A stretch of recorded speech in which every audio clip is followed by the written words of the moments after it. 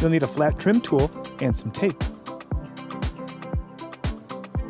There are 6 clips to pry free to remove the lens. On the front corner opposite the buttons, use your trim tool to pry down the corner. Now do the same on the opposite corner. Slide your trim tool around the edge to free the rest of the clips.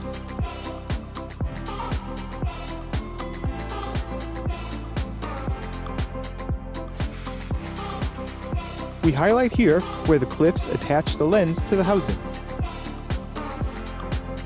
For the first method, use some tape wrapped around the bulb.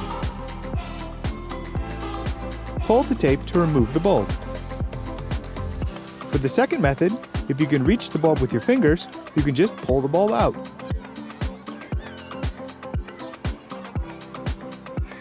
Install the LED bulbs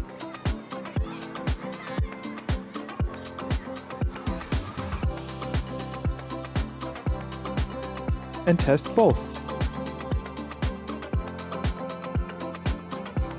Line up the clips on the lens with the slots in the housing. Push the edges of the lens to lock it in.